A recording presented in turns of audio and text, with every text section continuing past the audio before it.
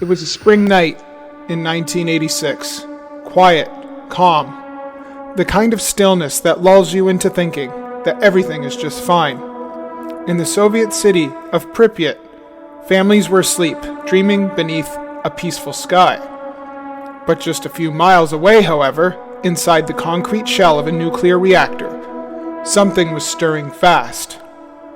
A test, routine in theory, was about to go spiral into the worst nuclear accident the world has ever seen. Welcome back to the Midnight Files, the true tragedy uncovered.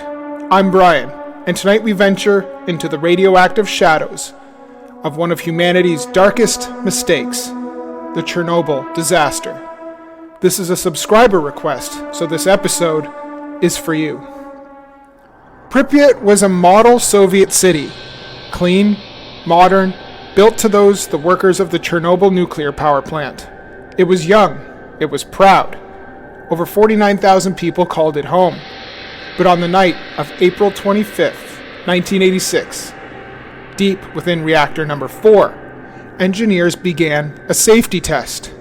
The goal was to simulate a power outage and see if the turbines could generate enough electricity to keep the cooling systems running until backup generators kicked in. What they didn't know, of course, or they ignored, was that the reactor's design was deeply flawed, and that flaw, combined with protocol violations and political pressure, would soon create the perfect storm. By 1:23 a.m. on April 26th, disaster struck. A sudden power surge, alarms screaming, the control rods jammed, and then an explosion, and then another. A blast tore through the 1,000-ton reactor lid, hurling radioactive fuel and graphite into the atmosphere. Flames lit the night sky, and in that moment, everything changed. Fire crews arrived almost immediately. Brave men who had no idea what they were stepping into. They fought a fire unlike anything they had ever seen. Flames that shimmered blue, heat that pulsed like a furnace, and debris, hot, glowing, and unfamiliar. Some picked it up, others stepped on it. They didn't know it was graphite from the reactor core sizzling with lethal radiation. These men, many no older than 25, faced a silent enemy, one they couldn't see and they couldn't smell. Within hours, their skin had reddened, their eyes had burned. Nausea, dizziness, and confusion followed, and within days, they began to die. Slow, agonizing deaths caused by acute radiation syndrome. Some of their bodies were so radioactive they had to be buried in lead coffins sealed in concrete. They were the first casualties, but they would not be the last. Back in Pripyat, just 2 miles from the explosion, the city remained unaware. People went to work. Children played in the streets. A wedding even took place in the afternoon. Residents noticed strange things, a metallic taste in the air, birds falling from the sky, and soldiers suddenly appearing in gas masks. Still, no official word. Residents began to worry. The Soviet state stayed silent, desperate to preserve its image of control. It wasn't until the next day, 36 hours later, that the evacuation order came. Buses rolled in. Loudspeakers crackled with the instructions. This is temporary. You will return in 3 days. Take only what you need. But they never returned. Pripyat became a ghost city overnight. Dolls abandoned on beds. Dishes left on dinner tables. Chalk still on the chalkboards. Time stood still and never resumed. The Soviet Union, infamous for secrecy, moved quickly. Not to help, but to cover up, of course. Helicopters dropped sand, clay, and boron onto the burning reactor to contain the radiation.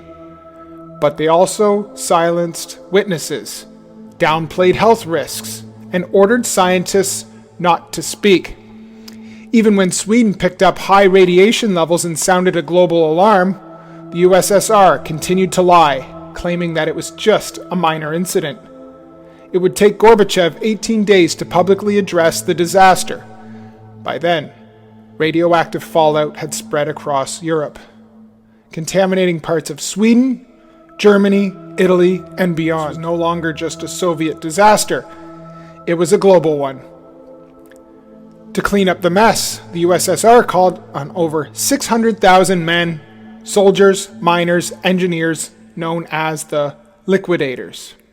These men worked in horrifying conditions, bulldozing radioactive soil, constructing a concrete sarcophagus around the reactor, and removing deadly debris by hand from the plant's rooftop, where no machine could operate. Some had only minutes to work before their radiation dose maxed out. Many received lead vests on their chest only. The government didn't bother protecting their backs. Thousands of liquidators died in the following years. Thousands more fell ill, and yet, without them, the disaster might have spiraled even further out of control. Their sacrifice is monumental and largely forgotten. Chernobyl didn't end in 1986. Its consequences still echo today. Radioactive isotopes like cesium-137 and strontium-90 remain in the soil and water. Thyroid cancer rates in Belarus and Ukraine surged. Birth defects, mental health struggles, and long-term displacement continue to haunt survivors. In 2016, a massive steel dome called the New Safe Confinement was installed over the crumbling reactor shell, designed to last 100 years. But what happens after that remains unclear. Nature reclaimed the land. Wolves, bears, and wild horses now roam the exclusion zone. It's eerily beautiful, but deadly. Chernobyl is more than a place. It's more than a monument. It's a warning about secrecy, about pride, about what happens when technology moves faster than responsibility. It's a story of bravery and of betrayal, of men and women sacrificed in the name of a system that refused to admit that it was wrong. And it's a reminder that even the most powerful machines can't outrun human error. Tonight we walked through the ashes. We stood in the firelight of a disaster born not just of science, but of silence. The people of Pripyat never got to say goodbye. The firefighters never had a chance to live. The liquidators never knew the price they would pay.